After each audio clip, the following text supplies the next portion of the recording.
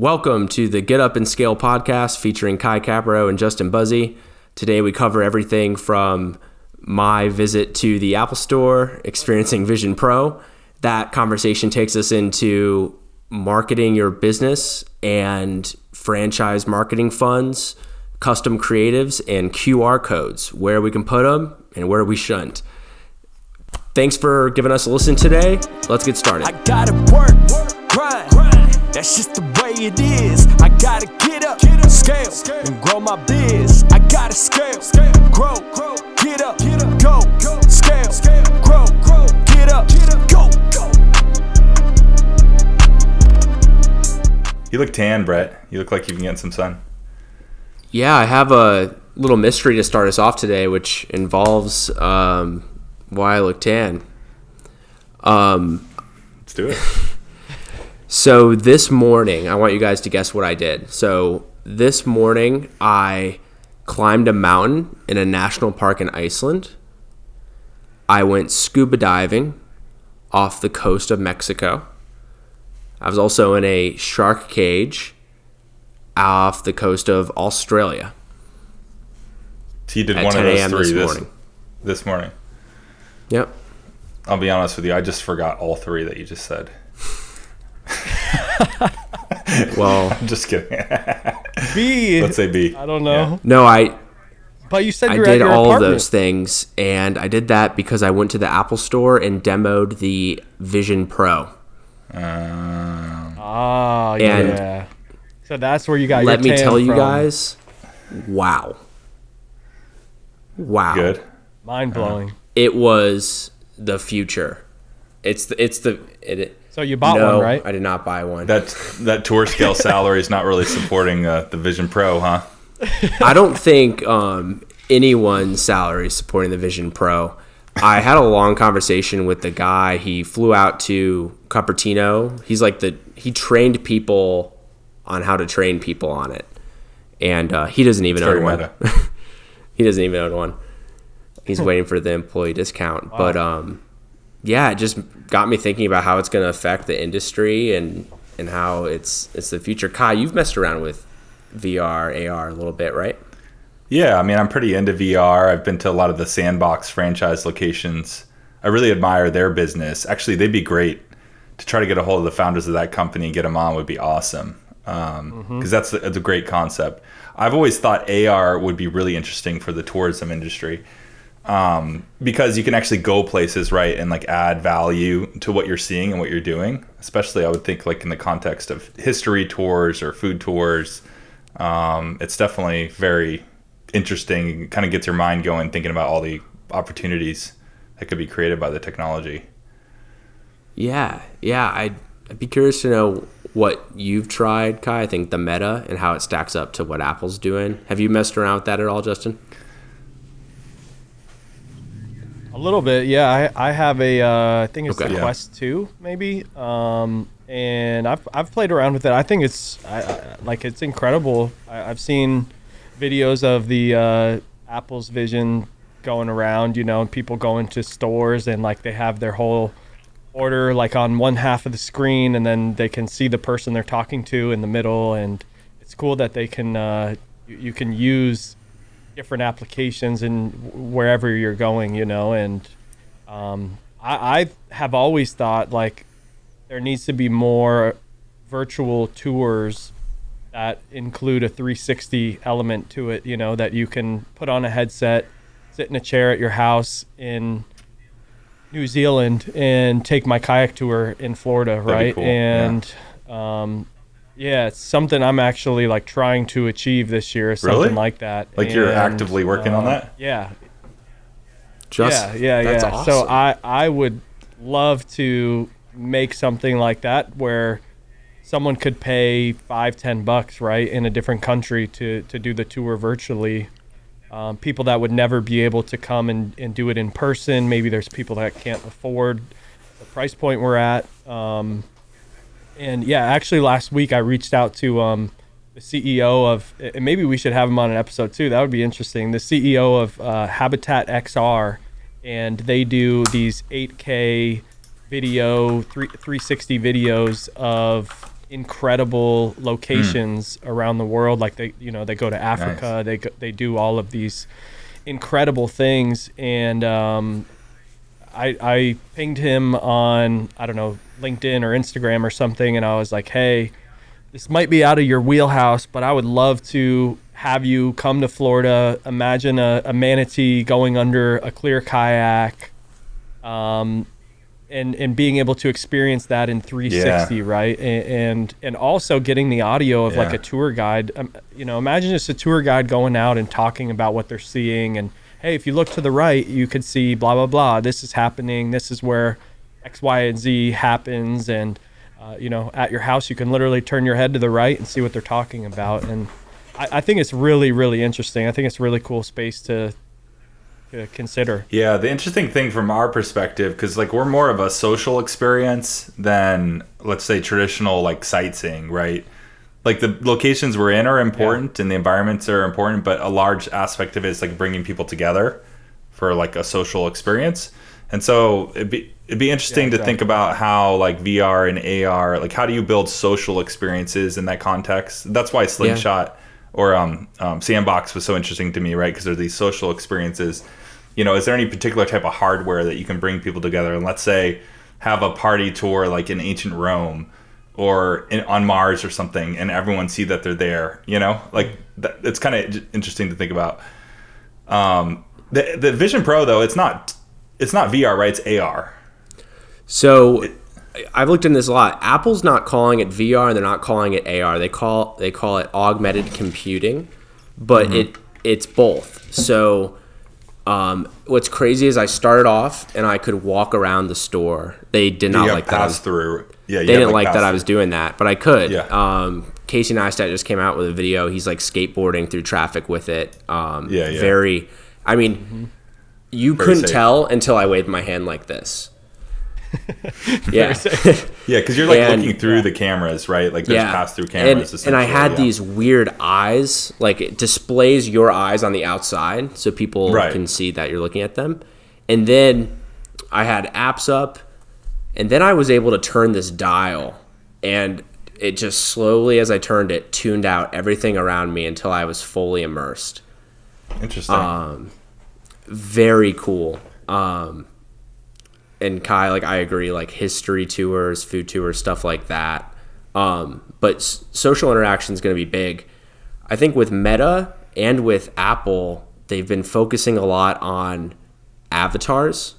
Like I went through this whole setup process today where it like scanned my head and you can make a FaceTime call on it. There's still like a little uncanny valley, you know what I mean? But like they're getting better. Yeah. But if you had a group of 10 people of your friends and you guys all hopped into VR and you would know who's who and it would like, add to the experience. I always thought too, like, you get those trackers on the koozies so that everyone can drink their beers, right, in VR. Like that's really important to me. I'm an innovator, as you know, when it comes to drinking. And I'm like, we got to design koozies, right? So that it'll track your beers, or else you're going to miss your face. A, you know, you don't want to do that. But B, you want to see what everyone else is drinking, So that's the next step, right? How are you going to drink in VR? Yeah, super. It's tough wearing a headset to drink in general. I mean, you got to have a straw. Well, we got to make a custom straw. Tilt it, you got to be careful. Yeah, it does. You get a little bonk. We'll have to. We're gonna make the tour scale VR mug that has like a very skinny piece at the top, that fits perfectly. Well, luckily our bachelorettes have dick straws, so I don't know if we can. We said it. Well, we just set the tone of this podcast. Thanks for that, Brett. Yeah, we're not that kind of show, Brett. We don't stoop to that level. No. Yeah. So on my way out. He told me that there's 600 apps on it already. There was like some National Geographic stuff and a lot of interactive. And then he dropped kind of low key. He's like, and there's like a million apps that are already compatible. And I was like, come on, man, you can't just say a million apps. And he's like, no, seriously, it's like 1.1 million. And so anything on the iPad is automatically on there. And cool. Yeah. So I think it's interesting. Justin's already thinking about it. Yeah. Yeah. So when you have this tour recording, Justin. I assume that you can you're going to do it over and over again until you get like some killer moments together, and you can kind of piece together the ultimate tour, some of the coolest things that you've seen. Or were you thinking more of a live experience? Yeah, maybe. I don't know. I mean, it would be great if we could do it live, right? And people could ask questions live and interact live time. I don't know if that's super possible right now. Would it be viable from a financial standpoint of like sending a tour guide out there live time to have people live time watch it and ask questions and pay to do that? That's kind of cool though. I kind of think it would there's be, like an unlimited number of incredible. people could go on one tour. Like there's no limit to the scale, right? Yeah, which is pretty interesting. I thought it would be great for like corporate groups that want to experience what your experience is before going, right? Like they could watch or sit in a 360 view of like what they're about to pay for and what they're about to experience. So why not spend $10-$20 to get that 360 version of it, right? And be able to see, okay, is this right for my team? Like, is the setting in a cool spot? Do the tour guides seem entertaining? And I think it could be used as like a part of a sales process. But yeah, my thought was initially like just do one full tour with a 360 camera and record the entire thing and just turn that into what people would be able to purchase so they know exactly kind of what they're getting into. I think I would base it on the best time of year, the best likeliness to see wildlife, and I would want those things to happen during the tour. But look, like if stuff didn't happen, like that's kind of natural to what our tour is anyways, is like you don't know if you're going to see manatees every time. You don't know if a black bear is going to happen to show up. You don't know what's going to really happen. So I don't want to create a false sense that they're going to get all of those cool things by piecing together something. I kind of think there's the authenticness of just doing, all in one take could be really cool. And I think having the tour guide kind of verbally speak as they're giving a tour to their 360 camera that's on board, so that people could, when they're watching it and viewing it, kind of interact with the tour guide in the sense that the tour guide is giving them current information about the things that they're seeing at that same moment.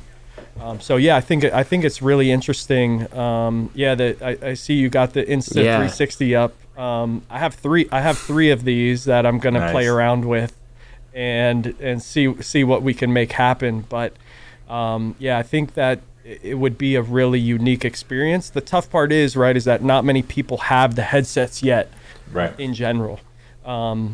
But if that's where everything's going and you can be one of the first kind of to the space and the one that everyone looks towards, like, I think there's a lot of cool opportunities that could come with it. And we see the Sphere in Vegas, right? And like that experience of people going to that and they're paying how much money to just go sit in this big 360-degree sphere to have this cool experience of seeing an African safari. I think there's just going to be more of that in the world, and using a headset is kind of that experience, but from your house. Sounds like you've read up on that. And so sounds like you've read up on that a little bit more than me. So in Vegas they have. So tell me about it. It's you go in. Well, it's more like a theater. Yeah, is it in Vegas or LA? You're talking about like the Vegas, Sphere. Right? Yeah, like the Sphere. Yeah. You know the Sphere, Brett. Yeah. I think I've seen some videos, but I don't know. You two just did a residency there. It's insane. Okay. One of the craziest things I think that mankind has ever built, honestly. I mean, me too. I agree. Incredible. Yeah. Well, we built the Coliseum, Kai. We built some cool stuff. Well, after the Empire State Building, this is the pyramids, the Sphere. I think that's how pyramids. It's up there. Hanging Gardens, Coliseum. Is it? It's in Vegas. The Sphere is a lot cooler than the pyramids. I mean, the pyramids don't light up at night. Yeah, it's essentially a completely enclosed bubble, right? And pull it up on YouTube. It's usually like on the screen, right? You get these 8K videos, so they're high quality videos that are fully immersive, meaning 360. You can look to the right, you can look to the left, you can see different things depending on where you're looking. To Kai's point, U2 did their residency, and like they have different things going on in the background while they're playing different songs. They have, like I said, safaris in Africa where like you see this huge like giraffe just walking over your head essentially as you're looking up. Huge. And just the scale of it, I think, is what makes it. Wow. So and it's on the outside too. And on both sides. Yeah, the outside lights up, which is sick too. But it's like all in 8K. You can do so much. Apparently, like how many pixels are in this thing? Yeah. Way too many. Let's ask. It's wild. But I think it's just really neat in the sense that like, imagine our tours, right, being in the sphere. Imagine that people could be able to come do a tour with us in the sphere. Maybe it's not a tour, and maybe it's like the highlights of like 10 tours or something. Like, that's just what I think of when I think of the 360. Using the headsets now, and people are wanting to do it. Like they're paying hundreds and hundreds of dollars, thousands of dollars to go into that sphere and do that. Whereas they could just do it from home for $10, right, on a headset. And so I just looked it up. By the way, I don't know when this became a tech talk show, but it's all in 16K on both sides. If you can believe that, and there's 256 million pixels. That's just the interior display. Wow. It's crazy. Yeah, that's insane. But I think like that's where things are going, and I could see more of these popping up around populated destinations. It's a lot like what Meow Wolf is doing, which I really respect too. You know what I mean? Like the immersive experience, it's huge, right? Like Meow Wolf started in Albuquerque, which isn't like a tourism mecca.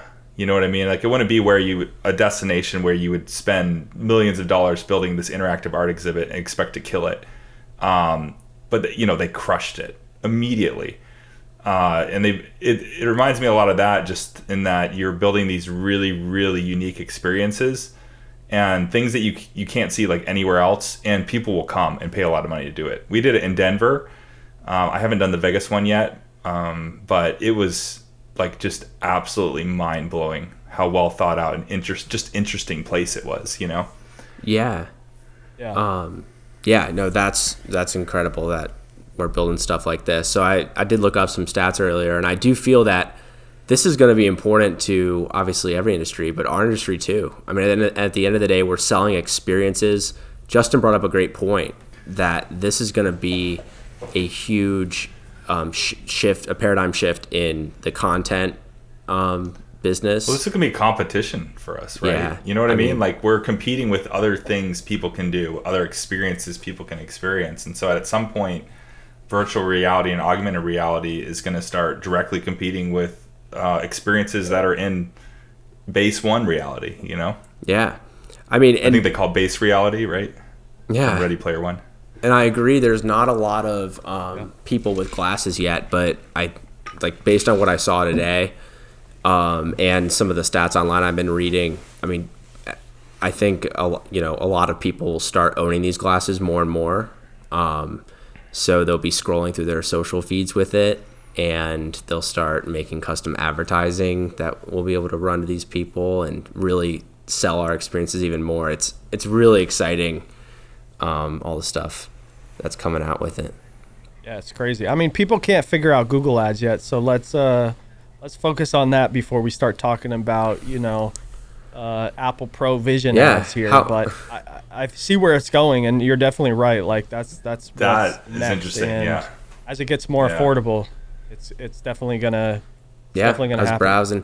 I think it's gonna really impact our workflows too, like how we work throughout the day. I mean, all the three of us work remote from our home office, and I had multiple windows up. I think that I'll be in a few years making Google ad campaigns from one of these things. A good example, guys, I was talking to the guy today, and he's like, they ask you what industry you're in, and I said marketing, and he goes, well, next time you're making a marketing campaign, as these apps come out, developers are working, and when you need to find a marketing photo, like you're coming up with your campaign, St. Patrick's Day, instead of scrolling through a Google Drive, imagine getting up out of your chair, walking around your apartment to go find the photo. Like, you'll be able to browse photos. You'll have different places in your place full of photos. It's going to really change the game. But is it going to be cool. Like under the bed? Maybe that's where we keep the yeah. Because that's when I lose my socks, that's where they always are. So yeah. But you look at your Mac screen and it goes up, and you have it is sweet, the multiple window. Yeah, they just gotta get the resolution up. I can't spend too much time looking at pixels because of the fatigue on my eyes. But the Vision Pro, it's a big. That's why it's $3,500. The nicest one. Yeah. So. No, the technology is gonna get better, and they'll figure that part out. Yeah. Yeah. Yeah. So, okay, go ahead. No, go on. Any other technology you want to talk about? Yeah, I could go all day. You brought up Google Ads, Justin. I was using ChatGPT earlier, doing some keyword research. Are you guys running Google Ads? I assume it's Florida, January, or it's February now. Oh, yeah. Yeah, last month we did probably $22,348 in Google Ads. Across Florida. Awesome. Do you run? Do you guys have centralized marketing? Like, do you run the marketing for your franchisees? We do, in a sense, yes. We have the marketing fund that people pay into as part of their royalty, and right now we hired on a community manager, so most of that fund goes that way. However, the remainder of that is going to be for company-wide Google Ads, company-wide kind of this, more of branding ads than specific location. Just come do a tour with us at any of our locations rather than, hey, come do a tour with us at X location. And so that's where most of that is probably going to end up going. But like for things like this, where I'm trying the 360 stuff out, that's where some of the extra remaining is going to go, just for trying new interesting technologies and things, and figuring out where we can put that money to use in a way that makes sense and hopefully gives us a return. So you started with the ad fund on day one when you launched the franchise? Well, I made it optional for the first few franchisees. Over time, I've actually made it required, and a lot of those franchisees wanted to contribute to it because they see what paid advertising can do for your business, right? And they've seen what having a community manager can do for your business, and someone that creates content and all of those things. So I think there's only one or two that have still kind of kept their optional status, but the rest of them, they're all about paying that. And that 2%, like, to them, doesn't really mean a whole lot, but when you have a fund where everyone is contributing to that, or 95% of people are contributing, it makes for a nice chunk of change that, like, we can really move the needle with. And I think that's what's exciting to them about it is, the smaller locations kind of benefit of being a part of it because they may not be putting in as much, but some of the bigger locations, put in a good amount to it. So it ends up being a pretty substantial amount that you can use for some cool. We're considering turning it on. So we did the opposite. We kind of it's always been in the FDD, and it says we have the right to turn it on, but it's still at 0%. And like we're at the size now where that fund would be really substantial. We just haven't really decided like how we're going to treat it. Like, do we use this because we're a lot more spread out than you. We can't run like regional campaigns that's going to impact everyone equally. So it's either like we're going to take that ad fund and focus on like locally targeted campaigns on people's behalf, or find clusters of franchisees that are together. But we haven't really decided what to do with it yet. But we're considering turning it on.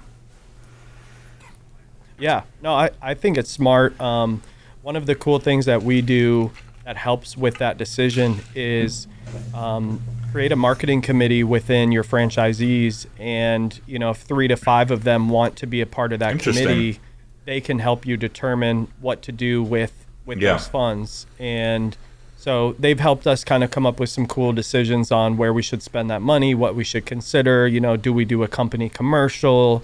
Do we spend it on Google Ads? Do we spend it on content creation?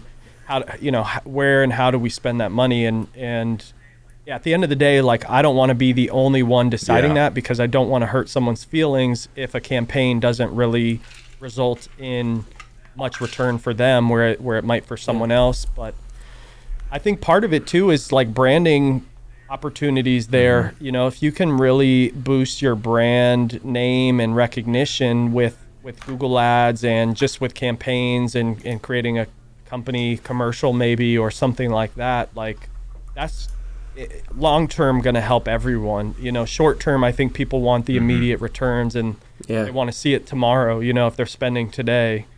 But they might not see some of those returns for a year from now, and they have to they've just got to acknowledge that, like, that's what branding is, right? Like, it takes time to grow that. And so even just running some branding campaigns could be it's hard because we have 3 brands. Well, 3 different marketing funds, 3 brands, 3 different campaigns. I like the idea of the committee, Brett, you know, kind of picking our 3 to 5 franchisees who are really interested in marketing and kind of use that as getting feedback if we were to create the ad fund. Yeah, no, I love that. And I've been thinking a lot about what we would use that ad fund for other than just straight up campaigns. You brought up a great point, Justin. I'm sure you guys, when you are on social media, you get hit with ads by these like elevator pitch video production companies, like the guys that made the Dollar Shave Club video, and making a significant investment in 1 to 2 creatives that are highly engaging, a studio production, and how much those, that investment, what return you could get on that for the whole network is very intriguing. Have you ever done any like high-end video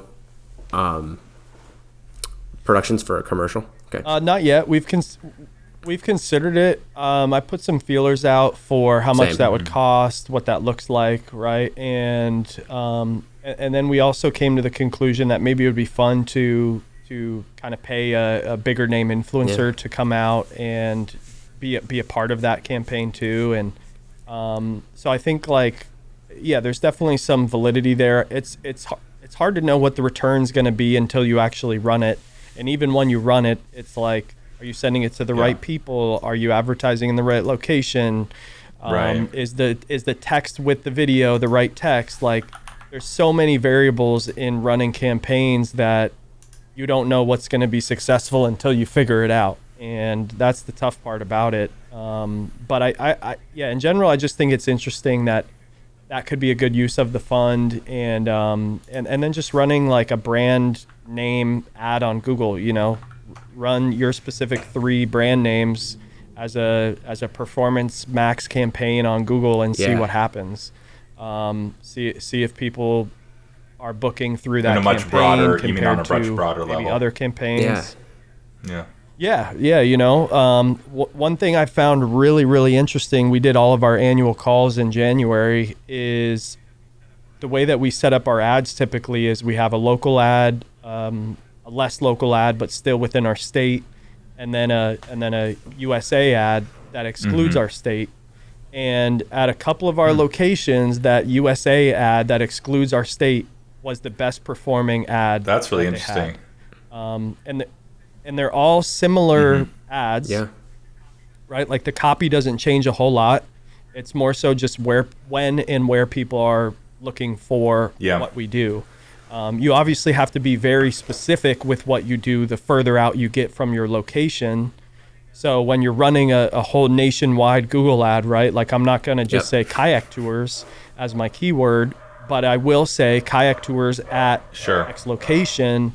And that return has been super interesting for a couple of our locations that just, for whatever reason, have a large percent of their business that comes in from out of state and books before they even get in market. So some interesting things you can do in we've Google. done that before, where we've noticed certain markets we get a large amount of people from another state, and then we start running the ads there. I mean, famously, the Bachelorette market in Nashville, was really like started blowing up in 2000.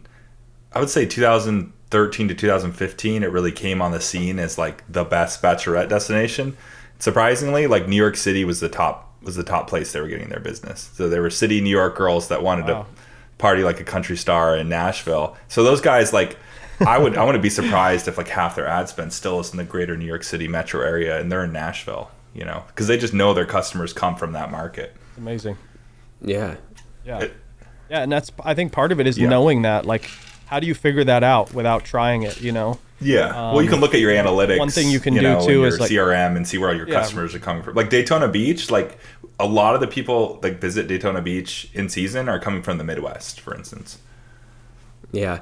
And it's not even that you want to, you know, in some cases, general awareness ads work, but I like to drop tangibles on the show. But you can also like drivable markets where you have like Daytona Beach, people coming from Orlando. We've had success with targeting people in Milwaukee for Madison, Wisconsin. And there is a neat little trick. You can target people that are in, that have been in Madison, Wisconsin recently, but are away from their hometown. So you know people that have regularly gone to Madison and just stuff like that. But in terms of the video, Justin, I always say an ad is only as effective as your creative. You can do all of the targeting and everything in the world, but if that video or picture isn't engaging, attention grabbing, then you're gonna not succeed on paid. So that's cool that.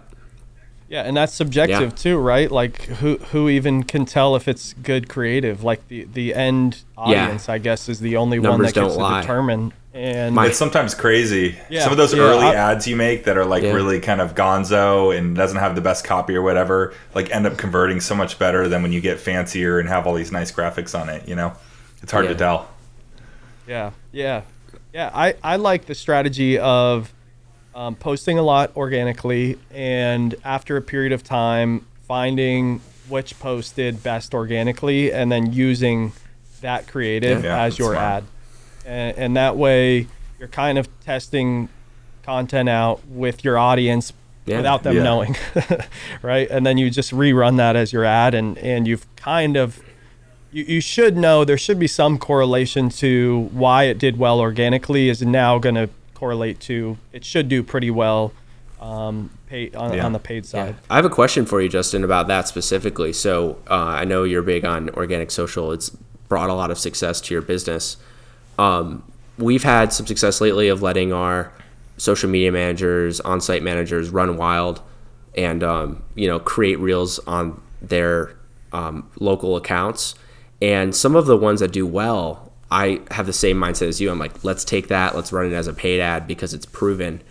But a lot of those videos and reels that they make, of course, include sounds, music, stuff that is okay to post organically, but not as a paid ad. Do you just take inspiration from that, change out the music? I mean, do you have a process for that? Yeah, it depends on what it is exactly, but we will typically, if there's music involved, just change that out for the ad. We'll usually also try to add some sort of text to video to convert a little bit more from like a hook perspective or like a sales perspective.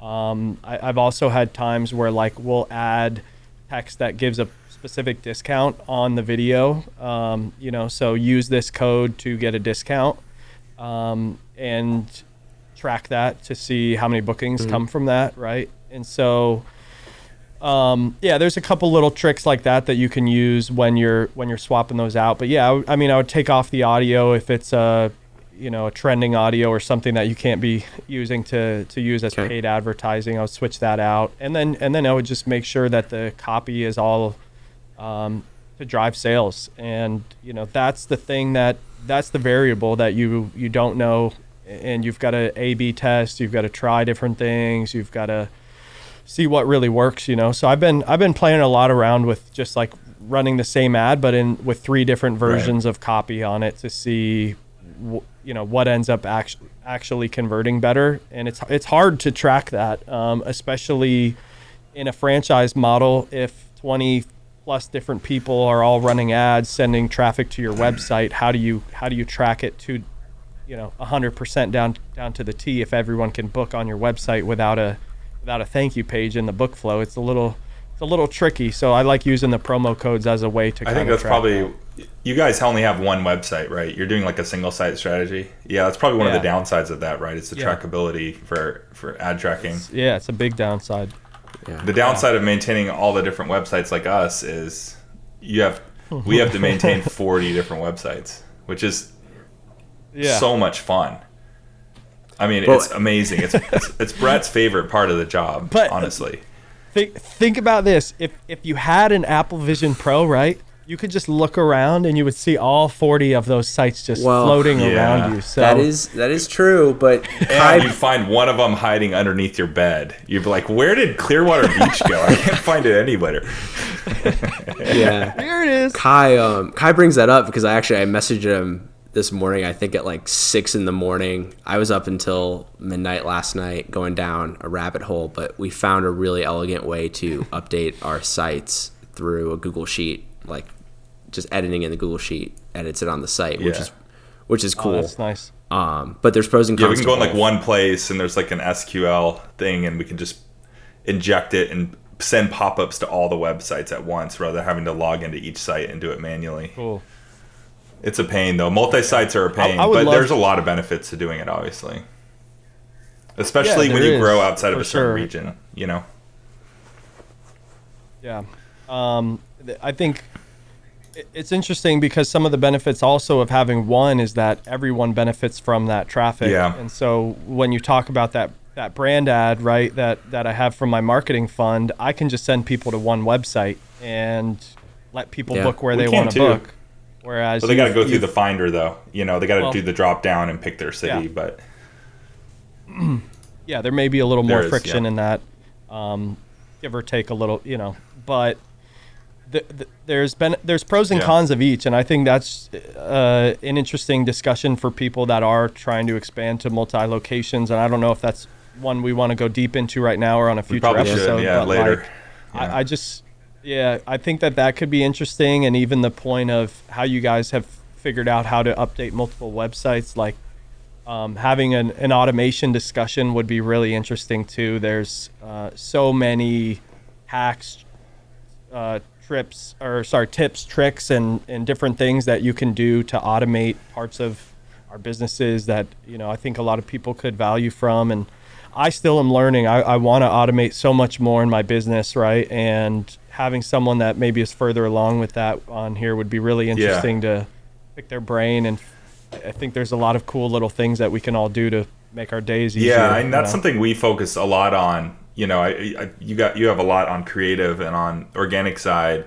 Like on the back end side of our business, when it comes to like data and automations, it's something that we're pretty far along in. Like we have a lot of them set up. It's out of necessity, right? Yeah, but that's awesome. It's something we've had to do to manage things, just to get the right information about what's going on at our scale right now. Is we just have to have those automations, and we're a small team managing a fairly large organization. So without those, we wouldn't have time to do anything.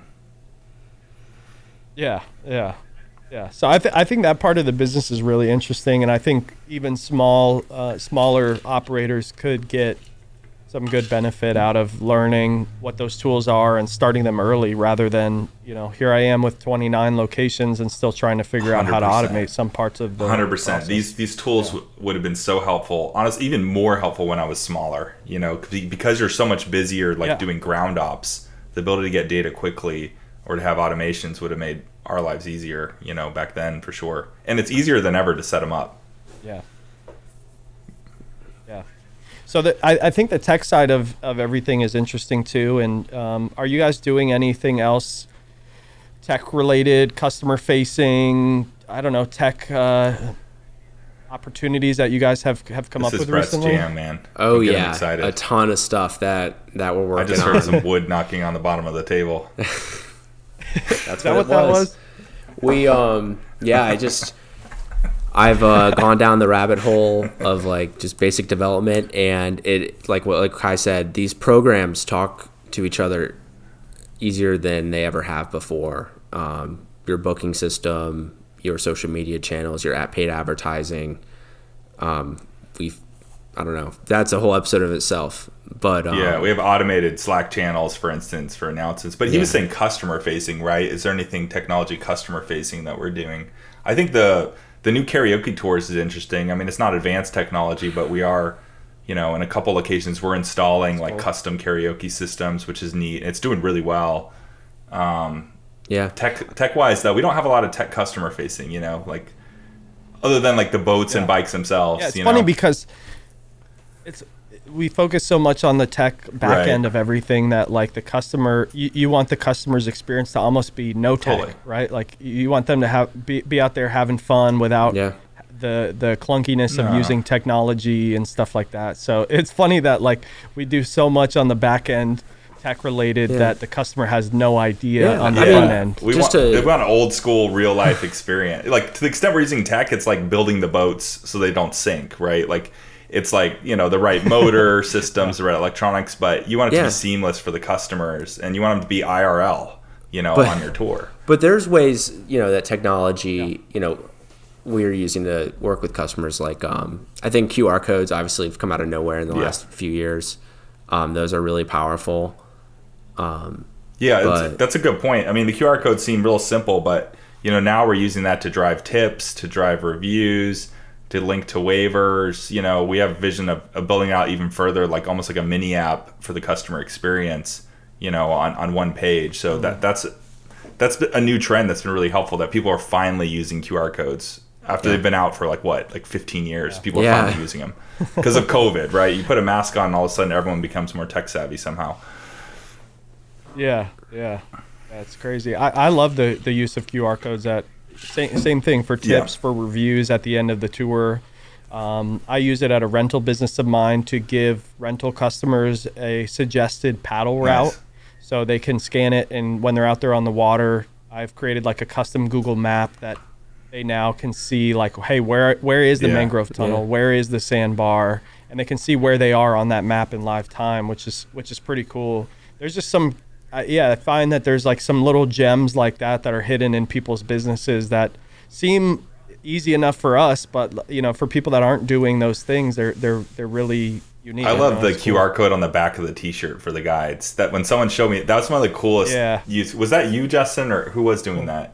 It was you. That's an awesome idea. Yeah. It sometimes works. The shirts have to be pretty new, and they didn't scan super well on the back, so we've kind of gone away from that and just created stationary QR codes. But it was unique, and I think it was a fun little moment for people at the end of the tour to like scan the tour guide could be like, scan the back of my shirt, and we even had people that just were out on the water that were like trying to scan the tour guide as they're going by. And I just think that that's fun, it's just like added a little funny kind of fun icebreaker element to it. Like, what is that QR code? And then it brings you into that conversation. We're exploring like forcing all of our staff to get QR code tattoos for next season. So it's a real big initiative. We're getting a little bit of pushback, but you can always get them removed. But we're thinking like either the face or neck, or if they're real adventurous, Anyways. Yeah, we're trying to retain employees, so we thought that'd be. It's a good employee retention strategy because they're like, if I quit, or move and get another job, like what am I going to do about this QR code face tattoo now? Yeah. Yeah, and you could change where that QR code leads if they quit, right? If they quit, you could say, I'm a quitter. We're all thinking of scans that QR code. Jokes we could play on people. Or to like that embarrassing mugshot when they were 16. Nice. I'm liking this more and more. Exactly. Justin, I'm curious what you think. We're considering putting QR codes on our wraps, like on the boats or the assets. I think that people would scan them as they walk by, boat by, stuff like that. But it's kind of an eyesore. What do you think? Big deal. Yeah, I mean, I don't think it's as much of an eyesore as it would have been 5 years ago. Yeah. I think it's acceptable now. I almost think, why not? If people are taking a picture of the boat when it goes by anyways to remember what the name of the boat is or to remember the company name, and just so happens a QR code kind of pops up and brings you to a link that you don't even need to take a picture. Why not? And I think there's an intrigue of people just wanting to know like what's in that QR code, you know, like like let me just scan this and see what happens, and maybe you guys offer a $5 off or 10% off or something because they've scanned the QR code, and it's a little hidden treat for them if they sign it. I don't think it's that big of an eyesore. I mean, you're either going to put it on the side of the boat or you're going to put it on a sign somewhere that people are going to see anyway. So it's as Brett, as CEO, I'm going to say thumbs up. Let's do it. Awesome. It's got the Justin Buzzy seal of approval, so we need to roll that out. Cool. Yeah, cool. I think that would be sweet. Cool, guys. And you can brand them and stuff too. So I think that only helps, you know. Well, I think we should wrap it up. I got a hot dinner waiting for me downstairs. Ooh. Yeah. Ooh. And a hot dinner date. I love it. Well, this has been a pleasure, gentlemen. This has been a killer podcast. We covered VR all the way to marketing. Kai, could you close us out? Yeah, you want me to say a prayer? No. Well, no. I'm just kidding. I could, yeah. No, I'll close us out. Great podcast. Good time as always. Looking forward to getting some guests here soon and starting to interview people and talk about some interesting, find people with interesting backgrounds. So that's going to be cool in the coming episodes as we start bringing people on as guests. I gotta work, grind. That's just the way it is. I gotta get up, scale, and grow my biz. I gotta scale, grow, get up.